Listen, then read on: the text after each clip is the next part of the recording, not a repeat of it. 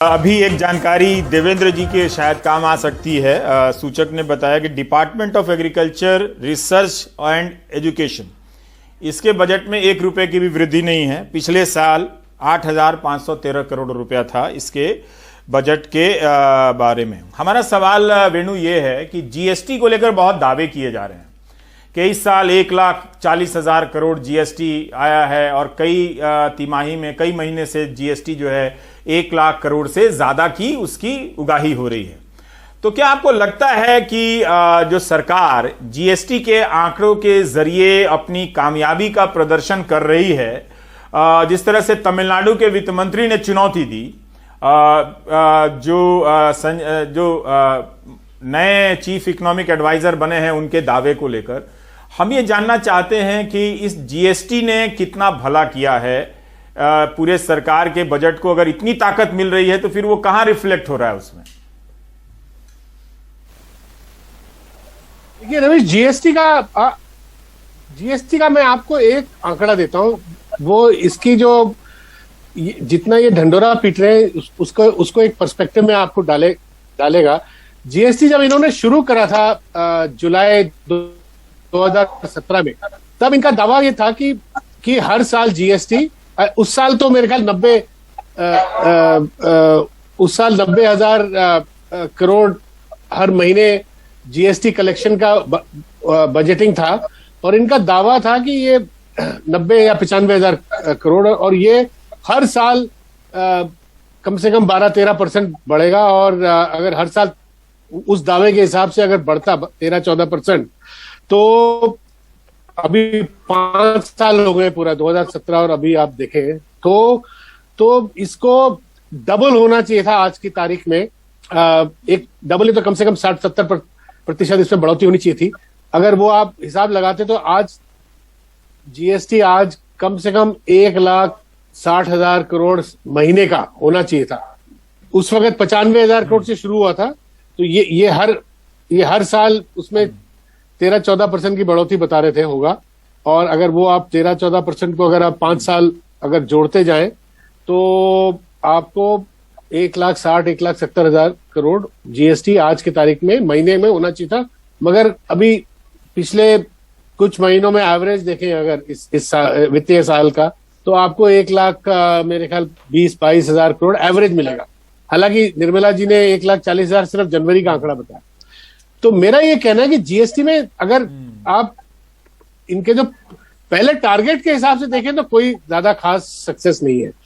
अभी थोड़ी जीएसटी में बढ़ोतरी इसलिए हो रही है रवीश, क्योंकि जो फॉर्मल इकोनॉमी है वो थोड़ा सा उसमें कॉर्पोरेट जो बैलेंस शीट्स, जो कॉर्पोरेट जो उत्पादन थोड़ा सा उसमें रिकवरी हुई है। और दूसरा, पिछले साल इन्होंने जो आईटी जो सिस्टम जीएसटी का 3-4 साल तो ये आईटी सिस्टम को ठीक करने में लगे रहे।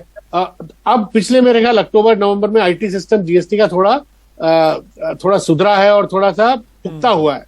उस वजह से भी थोड़ा सा जीएसटी कलेक्शन ज्यादा दिख रहा है।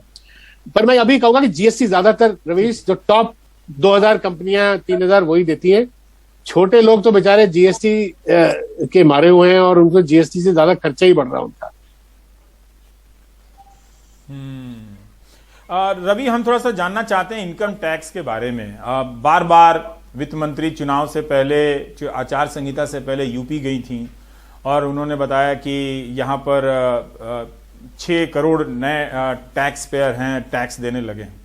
हम ये जानना चाहते हैं कि जो टैक्स पेयर है उस पर किस तरह का भार पड़ा है। आप जो देख रहे हैं, उससे जो महसूस कर रहे हैं, कमाने वाले जो नौकरी जो फॉर्मल इकोनॉमी में है उसके टैक्स के असेसमेंट के दौरान किस तरह का स्ट्रेस, दबाव, तनाव में आप उसे पा रहे हैं?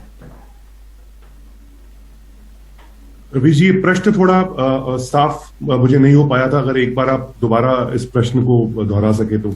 मैं ये जानना चाह रहा हूं कि ठीक है कि सरकार ने इनकम टैक्स देने वालों को बहुत राहत नहीं दी है, लेकिन हम ये जानना चाहते हैं कि इन 2 सालों में और उसके पहले सालों में उसकी जो कमाई बढ़ने की दर है, उन सब की स्थिति को देखते हुए वो किस स्थिति में है? जो टैक्स पेयर है उसकी इनकम घटती जा रही है, टैक्स बढ़ता जा रहा है, या उसकी इनकम में वृद्धि भी हो रही है टैक्स के साथ साथ?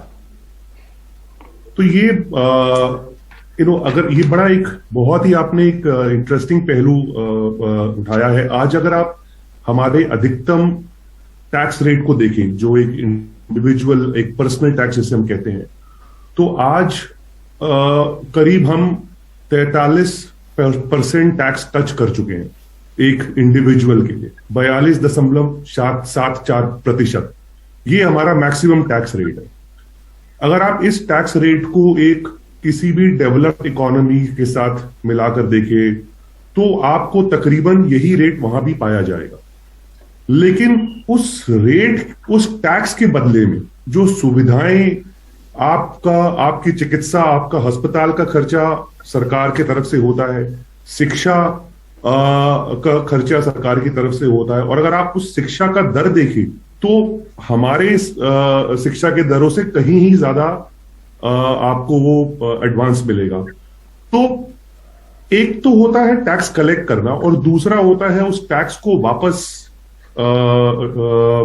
ऐसी जगह लगाना जिससे उस मध्यम वर्गीय का फायदा हो सके जिन्होंने इस टैक्स कलेक्शन में अपना कंट्रीब्यूशन दिया है। तो पिछले 3 से 4 सालों में टैक्स के स्लैब तो बरकरार रखे गए हैं, लेकिन जो चीजें धीरे धीरे आती गई हैं वो है सरचार्ज।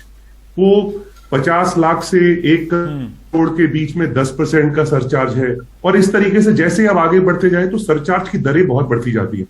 और जो 15 लाख या 10 लाख से कम आय जिनकी है, उनके लिए कोई रियायत नहीं दी गई है। तो आपने एक तरफ तो ऊपर तो टैक्स रेट बढ़ा दिया, जो कि एक इक्वलाइजेशन के लिए एक उचित कदम है, लेकिन उसके साथ साथ जो निचली वर्ग है, जिनको आपको एक रियायत देनी चाहिए थी टैक्स के रूप में, वो आज भी उसी तरीके से बरकरार है।